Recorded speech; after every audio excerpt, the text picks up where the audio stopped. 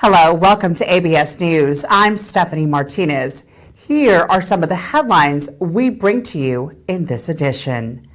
Cameroon authorities deny death reports of President Biya amid growing skepticism. Governor Bernard Okalia gave ultimatum to Nigerians in Bakassi. 2 Cameroon soldiers killed in Belo by Amazonia fighters. A tragic collision on Yaoundé-San Milima Road leaves 20 dead. In Nigeria, 13 Boko Haram fighters escape custody with guns and motorcycles.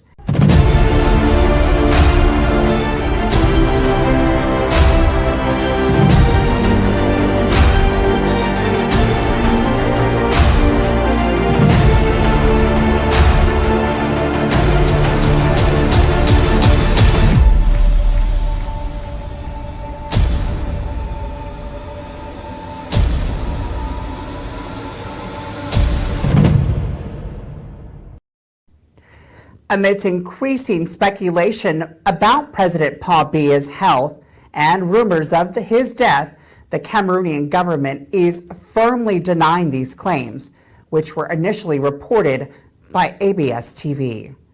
Officials assert that the 91-year-old president is under medical supervision, with conflicting reports about his location.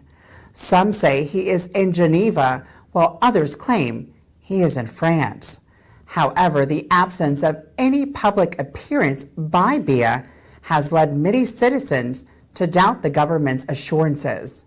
Ben Johnson has the report.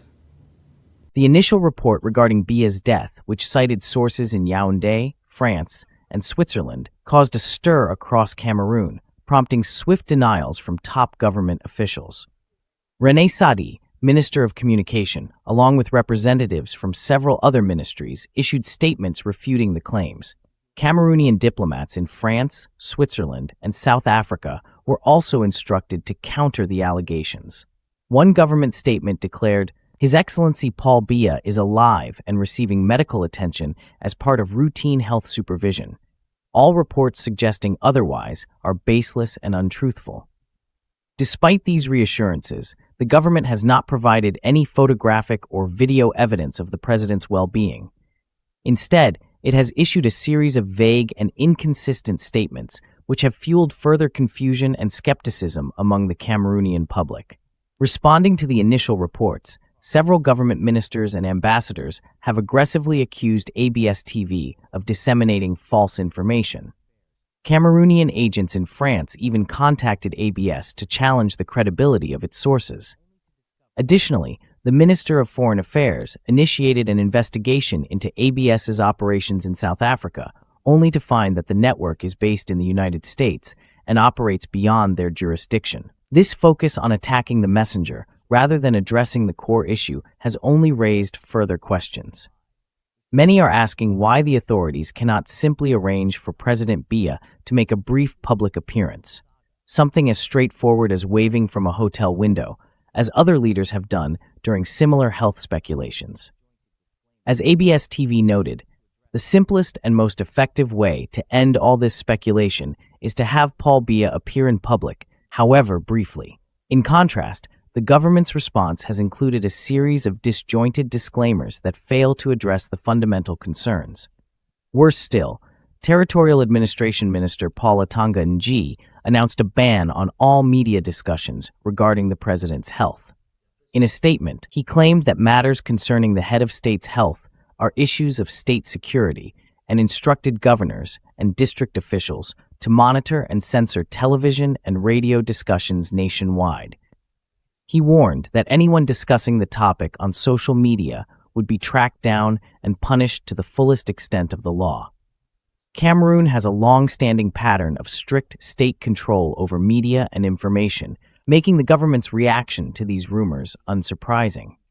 However, the longer they postpone a public appearance by Biya, the more persistent the speculations become, and the credibility of the government's denials continues to diminish.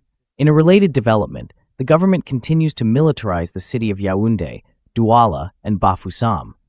Even citizens are beginning to warn that people stay indoors if possible. The district officials in Douala, Cameroon's most populated city, on Wednesday, declared an indefinite curfew without explaining the reasons for it. All over the country, citizens are reporting of a mass movement of troops. These are signs that something is in the cooking, they say.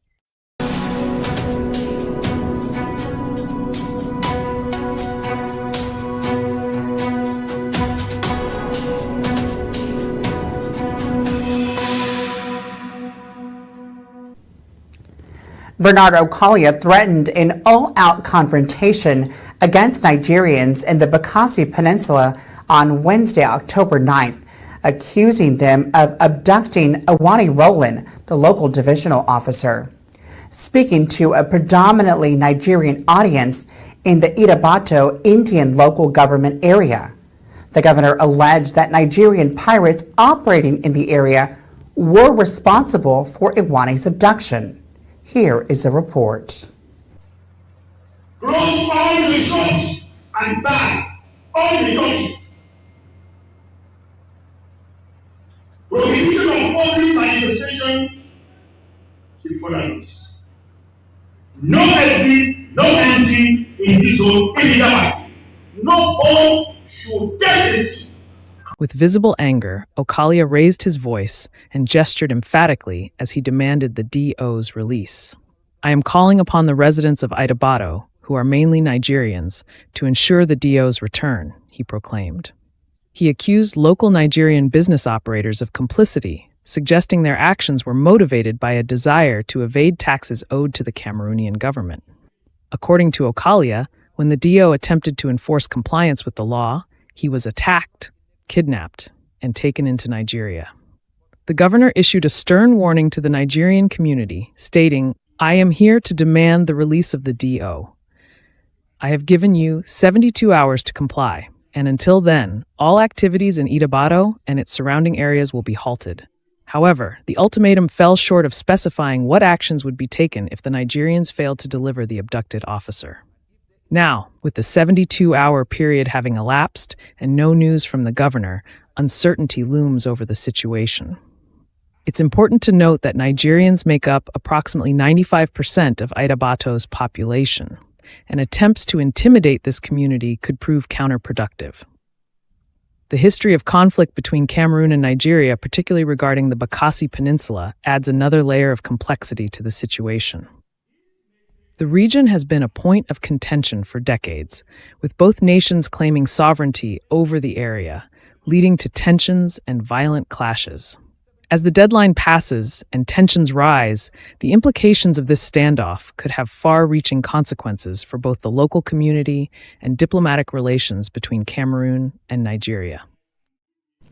In a daring operation on October 9th, the Ambazonia Restoration Forces, or ARF, launched a successful ambush against two Cameroonian soldiers in the town of Belo, located in Boyo County. The Cameroonian soldiers, who had been patrolling the area disguised in civilian attire and armed with machine guns, were part of a notorious campaign that had subjected the local community to months of intimidation, harassment, and theft. While one soldier managed to escape back to base, the ambush marked a significant moment in the ongoing struggle of the Ambazonia forces against the Cameroon military.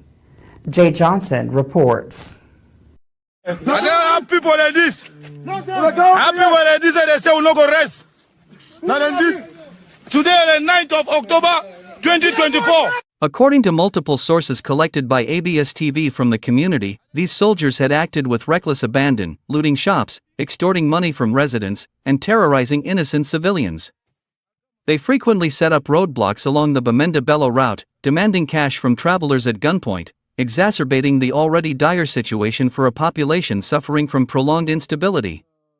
The killing of these soldiers has been seen by many as a much-needed act of retribution for their reign of terror. Community members expressed a mixture of relief and apprehension following the ambush. While they felt a sense of victory, they were also gripped by fear of inevitable retaliation from the Cameroonian military.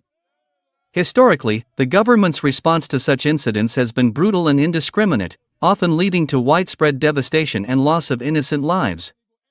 As tensions rise, the residents of Boyo are bracing themselves for a possible violent backlash. The ambush was conceived and executed by the ARF in direct response to the community's rising discontent concerning the soldiers' oppressive behavior. A spokesperson for the ARF in Boyo County stated, "We had no choice but to act. These soldiers were a menace to the community, and the people asked us to intervene." The memories of the tragic massacre in Garbu in 2020, where over 20 civilians, including women and children, lost their lives in a brutal military raid, remain vivid in the minds of the residents. The ARF has urged local inhabitants to stay vigilant and take precautions to avoid becoming targets of any impending military retaliation. "We know what the Cameroonian regime is capable of," the spokesperson warned. "They have no regard for civilian lives." The massacre in Garbu was a painful reminder of that. "We ask our people to remain alert, keep a low profile, and report any suspicious activities to us immediately." The threat of military reprisal is not the sole concern for the people of Boyo. The region has been caught in the crossfire of the ongoing conflict between Ambazonia forces and the Cameroonian military for years, with little concern from the international community. Villages have been razed, civilians displaced, and entire communities shattered in the name of counterinsurgency efforts. "We are fighting for our freedom, but it feels like the world is watching us perish in silence," lamented a community elder in Belo. "The Cameroonian soldiers treat us like animals, and when our boys defend us, they burn our homes and kill our children. How much longer must we endure this?" Despite the looming dread, there is a strong spirit of defiance among the community. Many view the ARF's actions as a necessary step towards safeguarding themselves from further abuse. "The Cameroonian soldiers thought they could do as they pleased," expressed a local shopkeeper whose business had been repeatedly targeted. "Now they know we won't just sit back and allow them to ruin our lives." The restoration forces remain committed to defending the people, although the scale of the Cameroonian military's response remains uncertain. It could be mere hours or days before soldiers return, and the potential for violence is unpredictable. In the meantime, the ARF has pledged to continue its fight against oppression. "We will not allow the Cameroon military to continue abusing our people," the spokesperson asserted resolutely. "This land is ours, and we will defend it to the very end." Attention! Chest out! Chest out! Chest in! Eyes!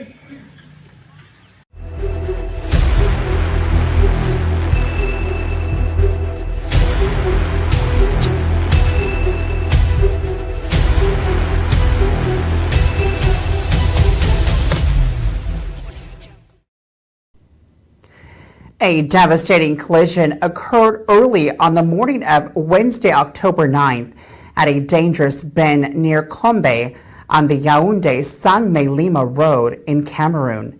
A logging truck collided with an intercity passenger bus operated by Galaxy Voyages, which had departed from Sangmé-Lima and was heading to the capital, Yaoundé.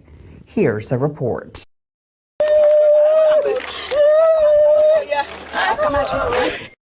The accident happened at around 7 a.m. local time, and it resulted in the deaths of at least 20 individuals, according to reports from local sources. Law enforcement officials and rescue teams responded to the scene shortly after the crash, where they recovered the bodies of 19 passengers from the wreckage, while multiple others sustained injuries, some critically. Emergency personnel transported the injured to nearby hospitals for treatment. This tragic accident highlights the dangers associated with heavy trucks sharing the same roads as passenger vehicles, particularly on stretches known for their precarious bends and poor visibility. Local eyewitnesses reported that the collision took place at the Nemiang Bend, a spot notorious for such incidents. As of now, there has been no official statement from the Cameroonian government regarding the accident. However, given the magnitude of the loss of life and injuries involved, public outrage and demands for improvements to road safety are expected. In a concerning security breach, several former Boko Haram militants who had surrendered under the Nigerian government's rehabilitation program reportedly absconded with government-issued rifles and motorcycles. The 13 ex-fighters of Boko Haram escaped from a military camp in Borno State.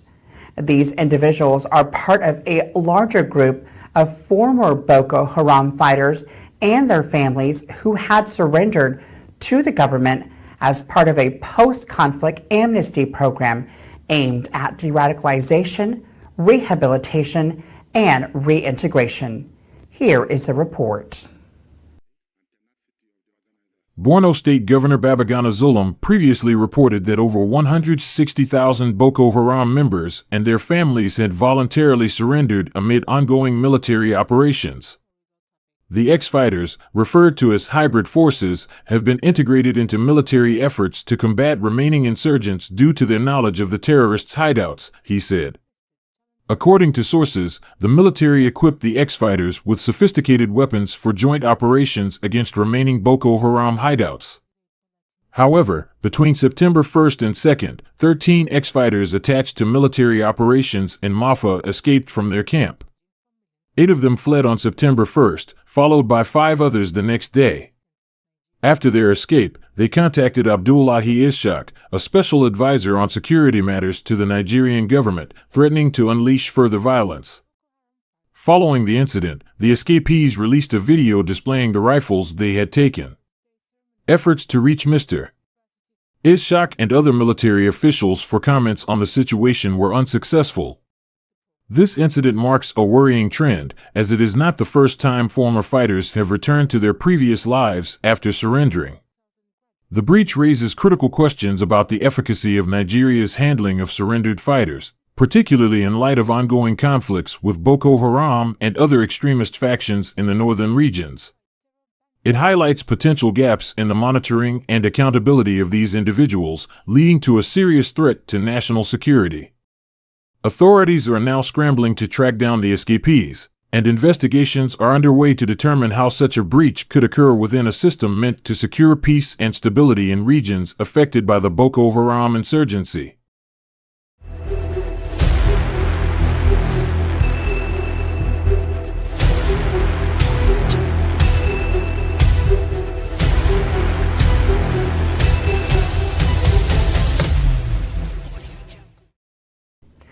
A violent confrontation occurred in the eastern Nigerian state of Imo on Tuesday night at about 9 p.m. when heavily armed gunmen launched a surprise attack on a group of soldiers stationed in the area. The incident took place at the headquarters of Heightened, local government area of the state. Suzanne Kelly has a report. Sources tell ABS News that it led to multiple fatalities, though authorities have yet to confirm the exact number of casualties. According to reports, the gunmen, whose identities remain unknown but are suspected to be linked to local separatist or militant groups, ambushed the soldiers as they patrol the area. This part of Imo State has seen escalating violence in recent years, linked to the ongoing conflict between government forces and separatist elements.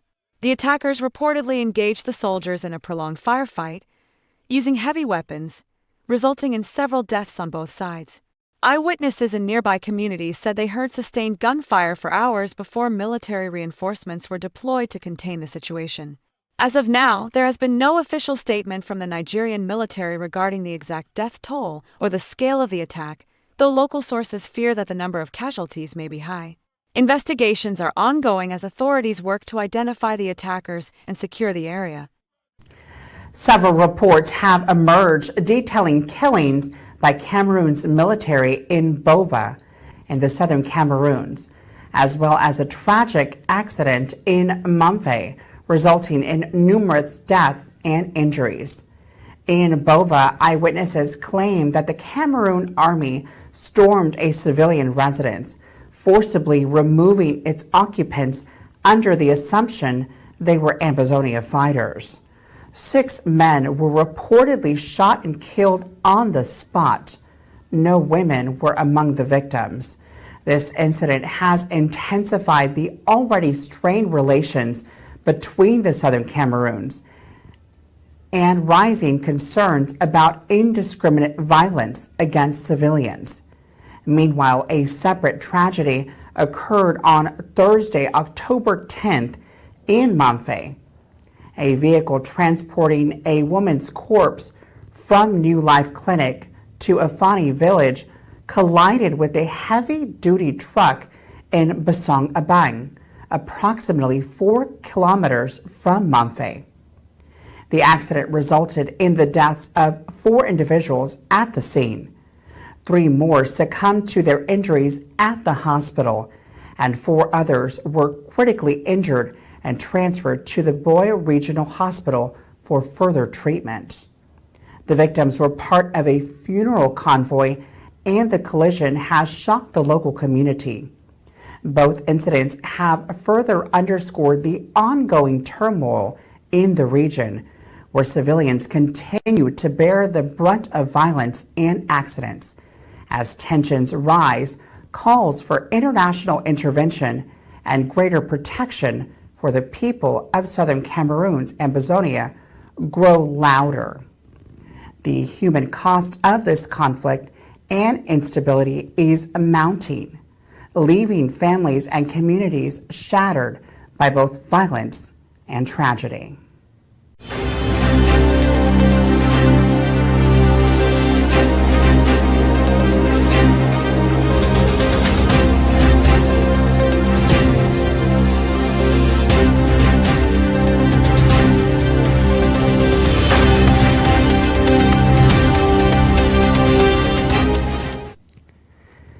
These are all the stories we have for you today.